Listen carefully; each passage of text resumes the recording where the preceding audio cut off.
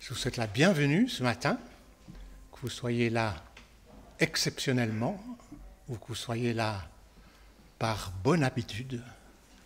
C'est une grâce que d'être rassemblés au nom de Jésus. Je vous invite à prier.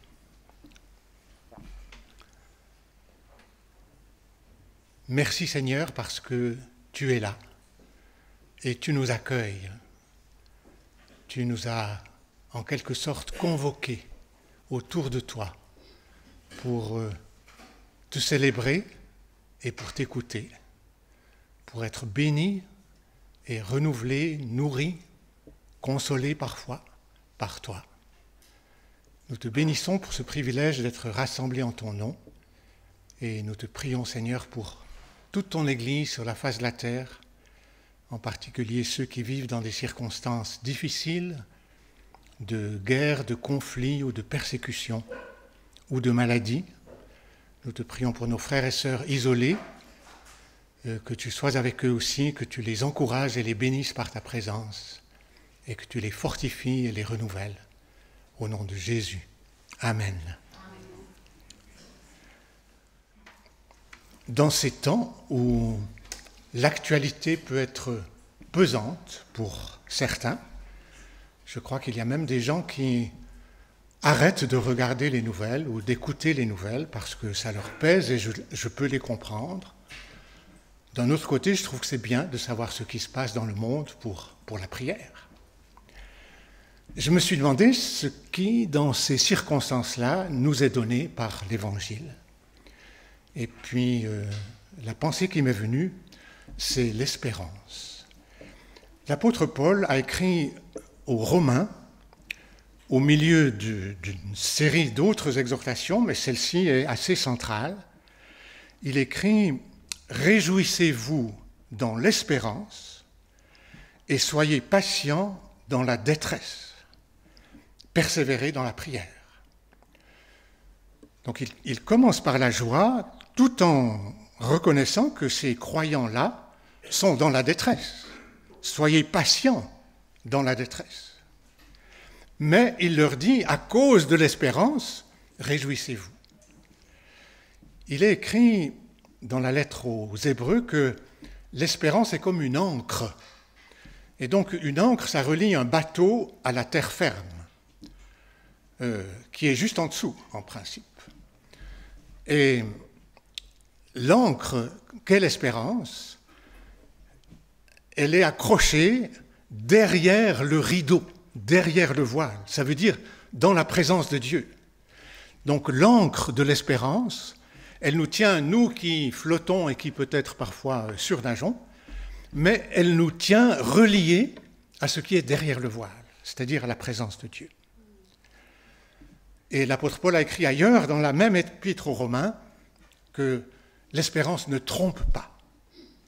Et donc, je crois que c'est une aide dans ce temps-là que nous devons garder, tout en regardant les nouvelles, tout en sachant ce qui se passe dans le monde, que ce soit des détresses proches ou des détresses lointaines, nous devons garder l'espérance, c'est-à-dire nous avons, au-delà de ce qui nous apparaît actuellement, quelque chose de sûr et de beau qui nous attend.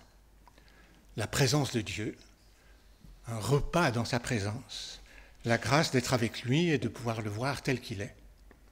Et c'est de cela que j'aimerais que nous nous réjouissions et que ce soit pour cela que nous louons Dieu par nos chants ce matin.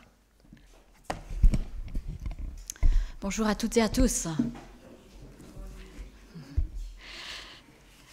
Il y a quelques semaines, nous avons commencé à méditer sur le livre de Ruth.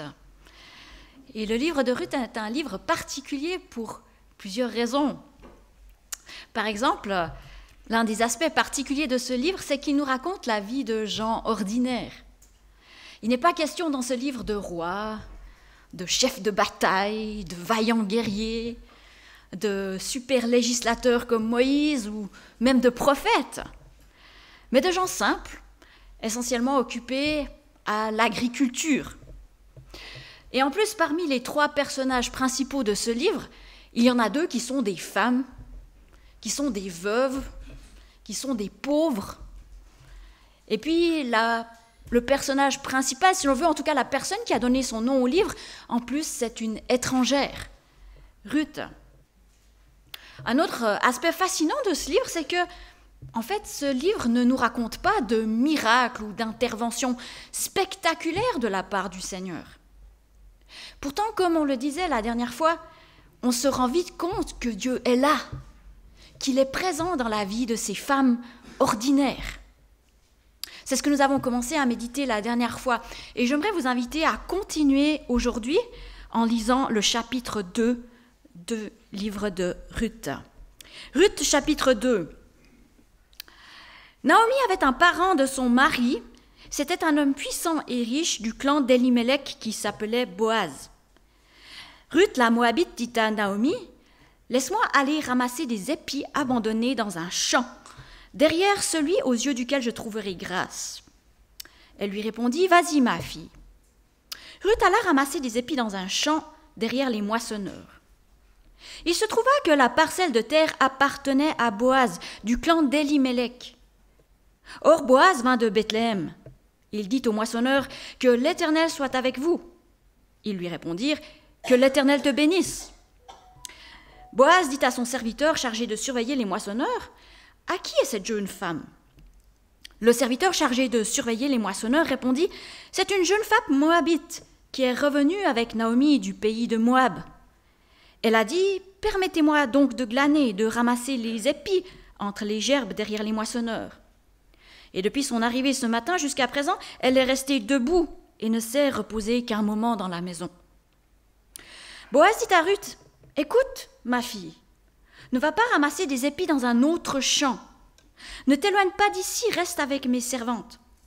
Regarde où l'on moissonne dans le champ et va après elles.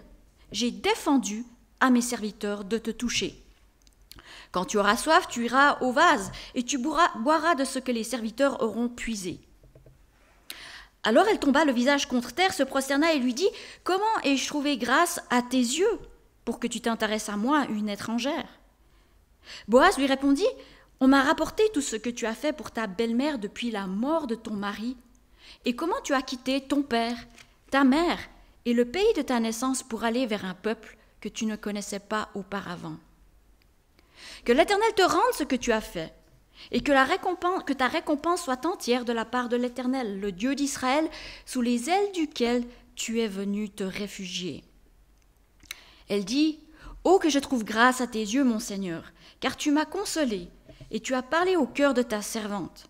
Pourtant, je ne suis pas, moi, comme l'une de tes servantes. » Au moment du repas, Boaz dit à Ruth, « Approche-toi, mange du pain, trempe ton morceau dans la vinaigrette. » Elle s'assit à côté des moissonneurs. On lui donna du grain rôti, elle mangea à satiété et garda le reste. Puis elle se leva et alla ramasser les épis. Boaz donna cet ordre à ses serviteurs, qu'elle ramasse aussi des épis entre les gerbes et ne lui faites aucun mal. Vous retirerez même pour elle des gerbes quelques épis que vous la laisserez ramasser sans lui faire de reproches. Elle ramassa des épis dans le champ jusqu'au soir, puis elle battit ce qu'elle avait récolté. Il y eut environ 22 livres d'orge. Elle l'emporta et rentra dans la ville, et sa belle-mère vit ce qu'elle avait ramassé. Elle sortit aussitôt les restes de son repas et les lui donna. Sa belle-mère lui dit, « Où as-tu ramassé des épis aujourd'hui? Où as-tu travaillé? Béni soit celui qui s'est intéressé à toi. » Ruth raconta à sa belle-mère chez qui elle avait travaillé. « L'homme chez qui j'ai travaillé aujourd'hui s'appelle Boaz. » Naomi dit à sa belle-fille, « Qu'il soit béni de l'Éternel, qui garde sa bonté pour les vivants comme pour les morts. Cet homme nous est proche, lui dit encore Naomi. Il est l'un de ceux qui ont droit de rachat sur nous. » Ruth la Moabite ajouta, « Il m'a dit aussi, reste avec mes serviteurs jusqu'à ce qu'ils aient terminé toute ma moisson. » Naomi dit à sa belle-fille, « Ruth, il est bon que tu sortes avec ses servantes, ma fille, et qu'on ne te rencontre pas dans un autre champ. » Ruth resta donc avec les servantes de Boaz pour ramasser des épis jusqu'à la fin de la moisson de l'orge et de la moisson du blé. Elle habitait avec sa belle-mère.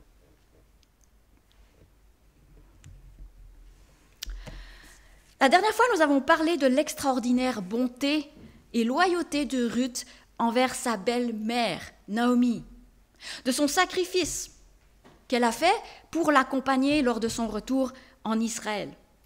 En effet, nous l'avons vu, Ruth a abandonné son pays, ses parents, ses dieux, pour accompagner une vieille dame qui était en plus passablement aigrie par sa douleur, et pour aller dans un pays qu'elle ne connaît pas et où elle serait une étrangère. Et les premiers versets de notre 2e chapitre nous montrent que Ruth n'était pas seulement une femme d'une volonté assez incroyable, on dirait presque un peu tête de mule, mais elle était aussi une femme prête à agir. En effet, on a l'impression qu'à peine arrivée à Bethléem, Ruth prend tout de suite l'initiative d'aller travailler pour pourvoir aux besoins de Naomi et d'elle-même. Et pour ce faire, elle demande à Naomi de la laisser aller ramasser des épis abandonnés dans un champ. Elle fait référence ici à une pratique que l'on appelle glaner, aussi en français. Et il s'agit de ramasser les épis de blé restés sur le champ après le passage des moissonneurs, les restes si vous voulez. La loi de l'Ancien Testament, la loi juive, prévoyait en effet, Dieu avait prévu cela, que les pauvres pourraient ainsi subvenir à leurs besoins. Dieu avait donné expressément l'ordre aux moissonneurs de ne pas retourner chercher les épis qu'ils laissaient ou qu'ils oubliaient dans leurs champs. Par exemple, dans Lévitique 19, 9 à 10, nous lisons « Quand vous ferez la moisson dans votre pays, tu ne moissonneras pas ton champ jusqu'au bord et tu ne ramasseras pas ce qui reste à glaner. Tu ne cueilleras pas non plus les grappes restées dans ta vigne et tu ne ramasseras pas les grains qui en seront tombés. Tu le laisseras aux pauvres et à l'étranger. Je suis l'Éternel, votre Dieu. » Alors Ruth était-elle au courant de cette loi en Israël? Peut-être. Peut-être qu'elle connaissait cette pratique d'ailleurs aussi. Nous l'ignorons.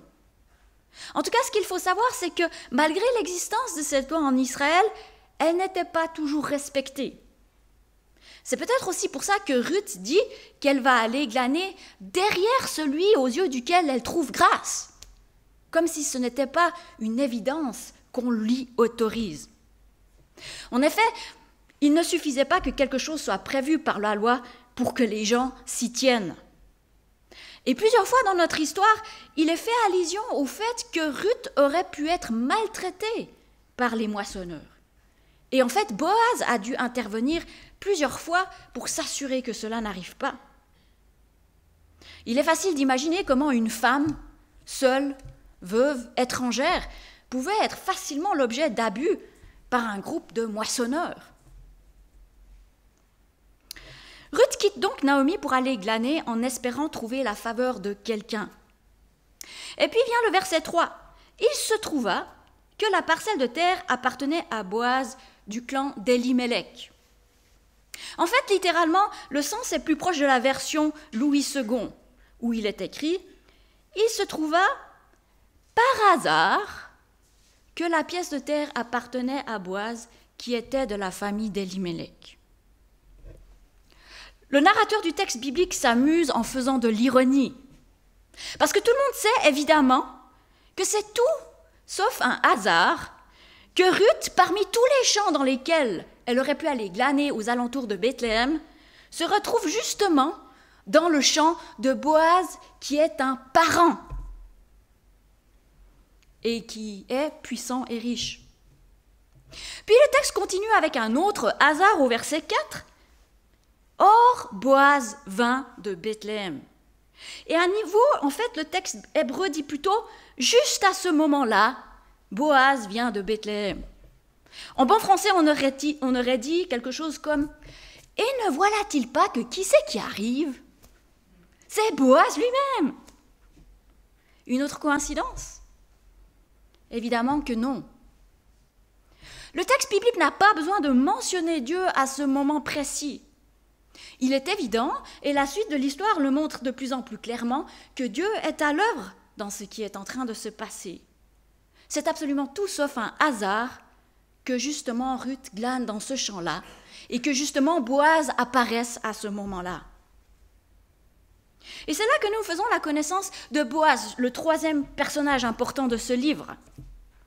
Le texte nous le présente comme un homme puissant et riche, mais c'est surtout son caractère, sa bonté qui ressort de ce chapitre. En effet, Boaz fait bien plus que laisser Ruth glaner dans son champ, comme le demandait la loi. Il lui parle avec bonté, la rassure, et il lui accorde bien plus que juste glaner. Il l'autorise en fait à glaner dans une partie du champ où les glaneurs n'avaient normalement pas accès, en restant proche de ses servantes. Et puis il prend des dispositions pour que ses serviteurs ne l'harassent pas, ne l'importunent pas. Il lui offre de boire de l'eau qui avait été puisée par ses serviteurs. Plus tard, il l'invite à se joindre à son repas. Et puis, il demande discrètement à ses serviteurs de retirer même des gerbes qu'elle pourra ramasser. Alors là, on n'est plus du tout dans du glanage ordinaire, d'accord ? Boaz prend en fait des dispositions particulières pour s'assurer que le glanage de Ruth soit particulièrement, j'ai envie de dire, anormalement productif. Elle n'a pas besoin d'aller puiser l'eau elle-même, elle ne peut pas les servir directement, elle ne perd pas de temps. Il lui donne à manger pour qu'elle retrouve des forces. Il enlève des épis de chez lui pour qu'elle en ait plus.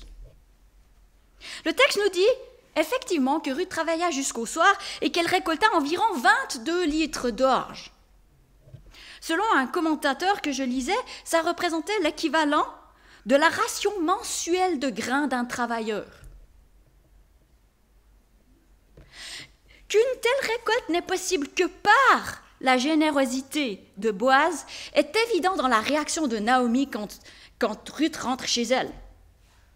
Lorsqu'elle arrive et qu'elle voit ce grain et qu'elle voit les restes du dîner, Naomi s'exclame « Mais où as-tu ramassé des épis aujourd'hui? Où as-tu travaillé? Béni soit celui qui s'est intéressé à toi. » Naomi se rend bien compte que la quantité d'orge que Ruth a ramassée est extraordinaire, c'est impossible que ça arrive, sauf si quelqu'un est intervenu en sa faveur avec une bonté extraordinaire. Et puis la bonté de Boaz ne s'arrête pas là, car il demande à Ruth de rester dans son champ jusqu'à la fin de la moisson. Or, selon un commentateur que je lisais aussi, si Ruth continue à glaner dans le champ de Boaz pendant les 7 à 8 semaines que durent les récoltes d'orge et de blé, et qu'elle ramasse tous les jours ce qu'elle a ramassé le premier jour, on peut estimer qu'elle aura suffisamment à se nourrir, elle et sa belle-mère, pendant 8 à 12 mois.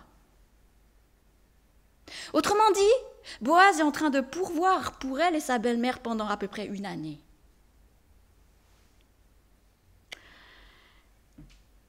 Alors reprenons la même question que la dernière fois. Qu'est-ce que ce texte nous apprend sur la façon dont Dieu agit dans le monde et dans nos vies ordinaires finalement?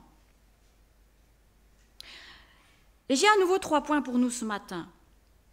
Tout d'abord, ce texte nous rappelle que Dieu agit dans nos vies et dans le monde par sa providence. Autrement dit, en arrangeant les circonstances selon son dessein. Et c'est un des messages vraiment forts de ce chapitre que nous venons de lire. Il est évident, comme je l'ai dit, que c'est la main du Seigneur qui a fait que Ruth se retrouve à glaner dans le champ de Boaz, qui était son parent. Il est évident que c'est Dieu qui organise le fait que Boaz arrive précisément à ce moment-là. Ainsi, ce chapitre nous rappelle que l'une des manières dont Dieu agit dans nos vies, c'est au travers des circonstances, en organisant certaines choses dans nos vies, choses que nous sommes tentés d'appeler le hasard. Albert Einstein disait « Le hasard, c'est Dieu qui se promène incognito ». Autrement dit, c'est Dieu qui se cache derrière le hasard. Alors, ce ne signifie pas que, en tant que chrétiens, nous devons voir la main de Dieu dans tout ce qui arrive dans nos vies ou dans le monde, comme si tout était sa volonté active, ou qu'on doit chercher à toujours interpréter, mais qu'est-ce que ça veut dire cet événement dans ma vie, etc. Ce n'est pas l'impression que j'ai en lisant la Bible. La Bible semble montrer que des fois, c'est plutôt Dieu qui permet certaines choses. Mais il y a d'autres fois où vraiment, il les orchestre. Et là, dans notre histoire, c'est assez clair. Et je suis sûre que parmi nous, ce matin, nous sommes nombreux à avoir déjà expérimenter l'intervention de Dieu dans nos vies au travers de circonstances. Comme par hasard, quelque chose arrive. Quelque chose arrive qui nous protège, qui nous bénit, qui nous parle, qui nous guide, qui nous montre comment réagir dans telle ou telle situation à un moment précis de notre vie. Et il peut aussi arriver que nous n'arrivions pas à discerner la main de Dieu dans ce qui arrive. Parfois, il arrive, je ne sais pas si ça vous est déjà arrivé, que des circonstances changent, des choses arrivent, et puis ça nous met vraiment en colère. On se dit, mais c'est pas possible, pourquoi ils font encore ci, pourquoi il y a ça qui arrive? On se décourage, ou parfois on est carrément en colère. Parfois on est rapide à se plaindre aussi. Puis après, avec le recul, on réalise, ah mince, c'était le Seigneur. Ça vous est déjà arrivé? Je me souviens, pendant la crise du Covid, j'ai un jour croisé une de mes connaissances qui était passablement remontée. En effet, depuis quelque temps, sa maman se trouvait dans un home et elle était en train de perdre ses facultés cognitives. Elle était un peu perdue et confuse. Et puis, à un moment donné, je crois que c'était à cause du Covid, le home a décidé de déplacer la maman de cette connaissance dans un autre étage du home. Et puis, mon amie était vraiment très remontée. Elle était scandalisée, en colère, et je crois, d'après ce que j'ai compris, elle l'a vraiment fait savoir au staff du home. Elle trouvait que c'était scandaleux qu'on déplace sa maman qui était déjà suffisamment confuse comme ça. Elle s'est dit, mais qu'est-ce qu'on va encore maintenant lui changer son environnement? Elle avait peur que sa maman, son état se détériore encore. Et elle était vraiment très remontée. Puis, quelques jours plus tard, ou peut-être que c'était quelques semaines, j'ai recroisé cette amie et elle avait l'air vraiment détendue et contente. Et lorsque je lui ai demandé, mais comment va ta maman? Elle m'a répondu quelque chose comme, c'est fantastique, ils l'ont changé d'étage, le personnel de cet étage est tellement mieux, il est absolument sensationnel, il s'occupe tellement bien de ma maman. Je suis rassurée parce qu'à cause du Covid, j'ai plus le droit d'aller la trouver comme je veux, mais maintenant je sais qu'elle est entre de bonnes mains. Pour être tout à fait honnête, j'ai quand même un peu rigolé à l'intérieur, j'ai pas osé lui dire. J'ai pas osé lui dire, tu te souviens? Mais des fois, c'est comme ça dans nos vies. Et puis d'ailleurs, Ruth elle-même, lorsqu'elle croise Boaz, elle ne se rend pas encore compte de l'ampleur de la coïncidence et de ce que Dieu est en train d'arranger pour elle au travers de cette rencontre. Il nous faut souvent un peu plus de recul pour discerner la main de Dieu. Mais peut-être que ça vaut la peine la prochaine fois que quelque chose nous énerve et qu'on va exposer à la figure des gens, d'attendre et de voir. Peut-être que Dieu est derrière ça. Deuxième élément que nous montre ce passage,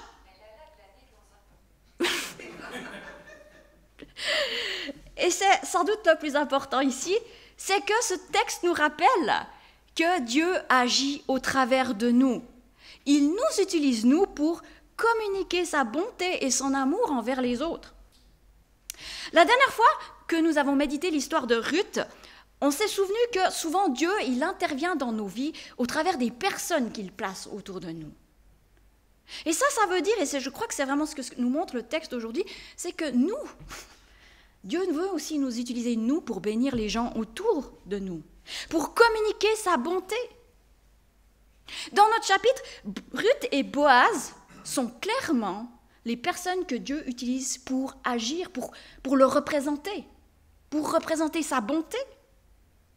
Alors on a déjà vu avec Ruth à quel point Ruth témoigne de sa bonté et de la loyauté envers sa belle-mère, et comme Dieu l'utilise, on le voit encore mieux dans notre histoire.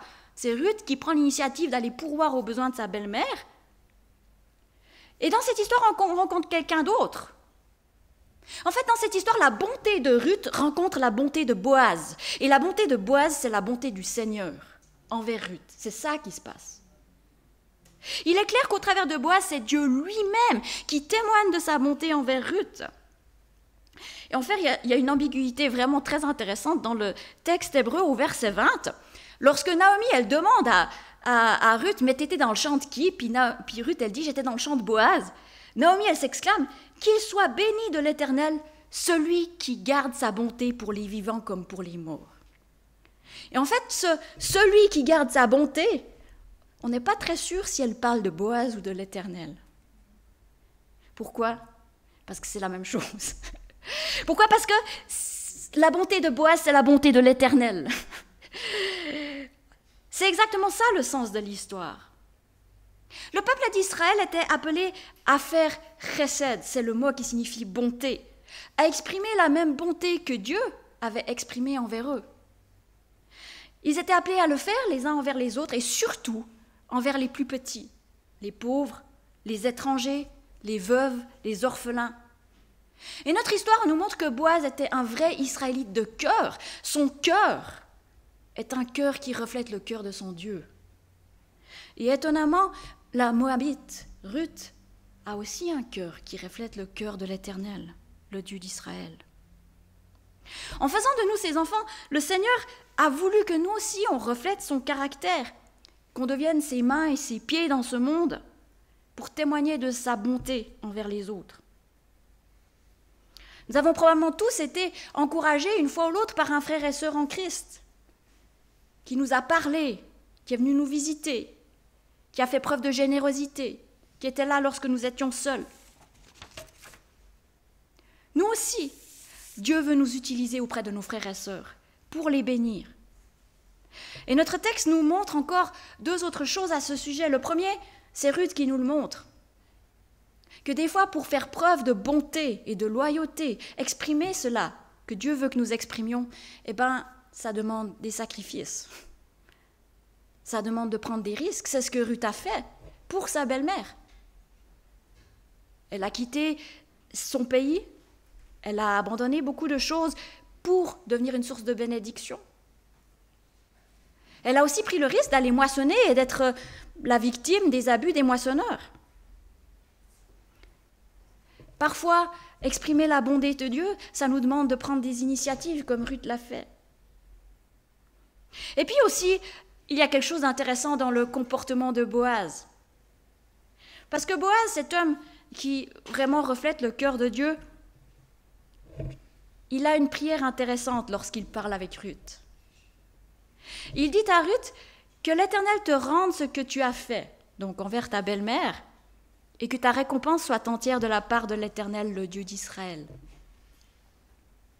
En fait, Boaz exprime le désir que l'Éternel rende à Ruth la bonté dont elle a témoigné. Alors je ne sais pas à quoi exactement Boaz s'attendait en exprimant cette prière. Dans un sens, il devait se rendre compte que finalement, cette femme, elle a tellement abandonné pour sa belle-mère qu'il n'y a que Dieu qui peut lui redonner ce qu'elle a abandonné. Il n'y a que Dieu qui peut lui donner un mari, une famille. Et en même temps, ce qui est fascinant, c'est que Boaz, c'est la réponse à la prière qu'il vient de faire. C'est lui la réponse. Et à ce moment-là, déjà, il est en partie cette réponse parce qu'il va pouvoir aux besoins de nourriture de ces deux femmes. Mais il ne se rend pas compte encore que Dieu va l'utiliser, lui, pour redonner une famille à Ruth et à Naomi. Et ça, je pense que ça doit aussi nous interpeller. Est-ce qu'on est prêt à être la réponse à nos propres prières pour les autres? Est-ce qu'on est prêt à être disponible, comme Boaz, pour que Dieu nous utilise? Pour se laisser conduire par son Saint-Esprit. Il ne s'agit pas de porter tous les problèmes du monde, ce n'est pas ce que je veux dire. Ce n'est pas non plus ce que le Seigneur nous demande. Mais d'être disponible pour être utilisé par lui, pour bénir les autres, pour les encourager, pour leur témoigner de cette bonté du Seigneur. Notre Seigneur est un Dieu bon, plein d'amour. Je crois que des fois, on n'ose pas trop et on a peur, on se sent trop petit, trop démuni pour aider les gens avec leurs problèmes, leurs situations. Mais là aussi, je crois que l'histoire de Ruth est un encouragement. Regardez Ruth, elle n'avait rien. Elle n'avait rien, elle a fait des sacrifices pour accompagner sa belle-mère, elle a fait preuve de courage, elle était travailleuse, elle est partie glaner pour essayer de pourvoir aux besoins d'elle-même et de sa belle-mère. Mais Ruth, si le Seigneur n'était pas intervenu, ça aurait servi à quoi, ces initiatives? Si le Seigneur n'était pas intervenu dans cet élan de bonté de Ruth, on ne sait pas s'il serait donné grand-chose. En fait, notre histoire nous montre que, oui, Ruth, elle a fait le premier pas, elle s'est lancée, elle avait de la bonté, mais c'est Dieu qui a fait fructifier. C'est Dieu qui par sa providence, a arrangé les choses vraiment pour que la bonté de Ruth puisse vraiment devenir une expression de la bonté de l'Éternel. Et je crois que ça, c'est vraiment un encouragement pour nous aussi. Souvent, on croit que quand on veut faire du bien autour de nous, on doit s'appuyer sur nos propres forces. Et ce n'est pas ça que le Seigneur il nous demande. Ça n'a jamais été ça. Faire du bien, c'est un acte de foi.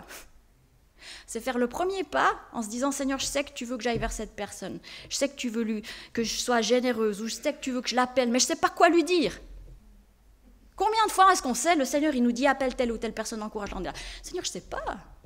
Je vais lui dire quoi? Bien, combien de fois ça nous arrive, peut-être le Seigneur il veut qu'on fasse un don à quelqu'un, et puis on est là, Seigneur, je suis un peu juste ce mois quand même. Et on ne le fait pas parce qu'on croit que ça dépend que de nous. Non.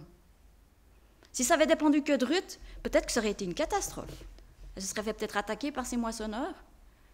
Glaner, de toute façon, ça ne rapporte pas grand-chose. Mais Dieu était là, et c'est lui qui a fait le travail après finalement.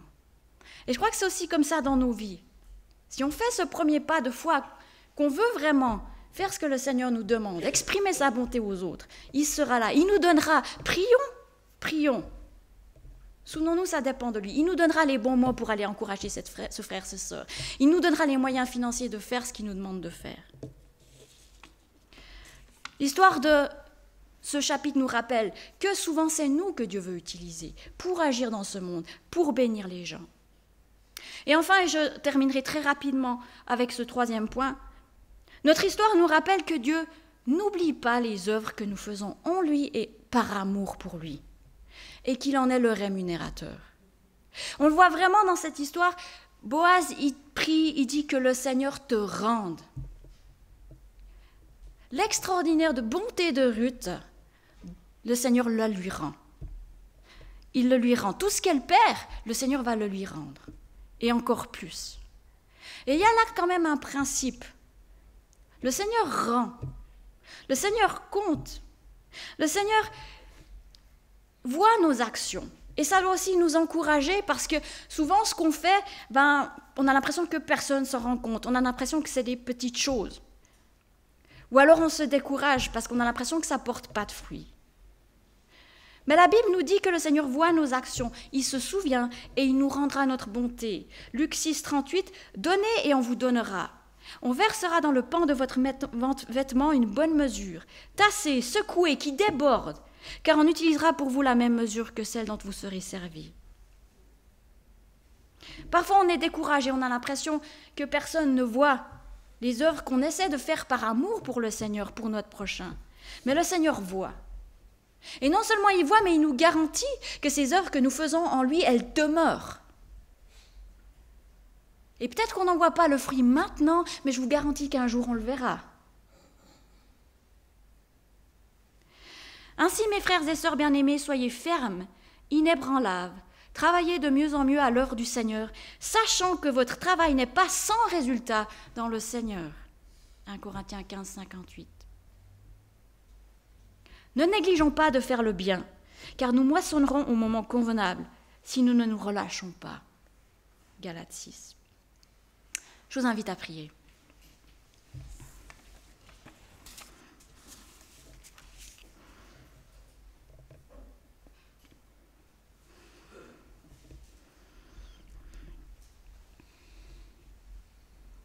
Seigneur, merci pour cette histoire de Ruth. Merci pour cette histoire qui nous montre que tu es fidèle. Merci pour cette histoire qui nous montre que tu interviens dans nos vies ordinaires. Seigneur, merci.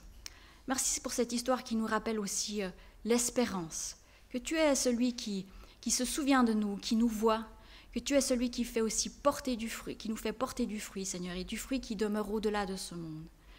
Seigneur, notre prière ce matin, c'est que nous puissions être disponibles pour toi, Seigneur, que tu puisses vraiment nous utiliser, Seigneur, pour manifester ta bonté et ton amour autour de nous, pour que les gens sachent que tu es là, que tu existes, que tu es un Dieu bon, que tu les vois, que tu les aimes, que tu es mort pour eux, Seigneur. Et nous te prions vraiment que tu nous donnes un cœur qui est le même cœur que toi, un cœur plein de chesed, Seigneur. Que tu nous donnes des yeux qui donnent de voir les gens autour de nous avec tes yeux, Seigneur. Seigneur, donne-nous ce courage aussi de nous laisser utiliser par toi, même quand c'est un challenge, Seigneur. Donne-nous la foi de faire ce premier pas que tu nous demandes, Seigneur, pour bénir les autres.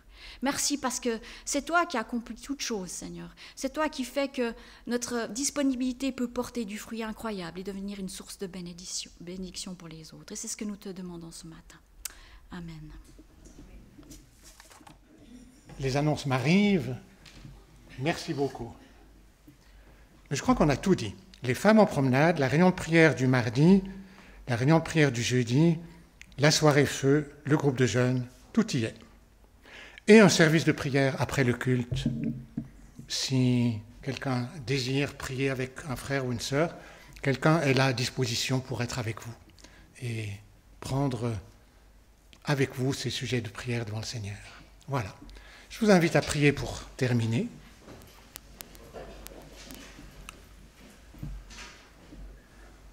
Seigneur, nous te bénissons pour ta fidélité et nous te bénissons de pouvoir nous confier en toi. Pour la semaine qui vient, accompagne-nous, Seigneur, soit avec ceux qui travaillent, soit avec ceux qui sont à la retraite, soit avec ceux qui doivent se reposer, ceux qui sont malades. Soutiens les uns et les autres, bénis-nous, et nous te confions aussi les enfants qui reprendront l'école. Seigneur, que les uns et les autres soient dans ta main. Et j'aimerais vous donner cette bénédiction que Paul donnait aux Romains, que le Dieu de l'espérance vous comble de joie et de paix, et qu'il fasse abonder en vous l'espérance. Au nom de Jésus. Amen.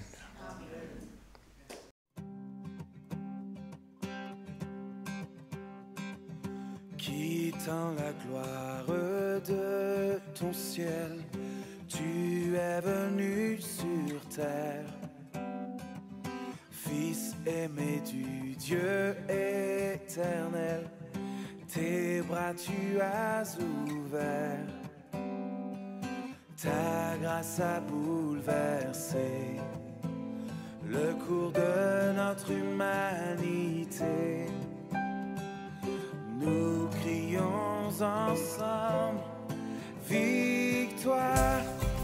Christ est la lumière du monde, que sa gloire couvre la terre, puissance infinie.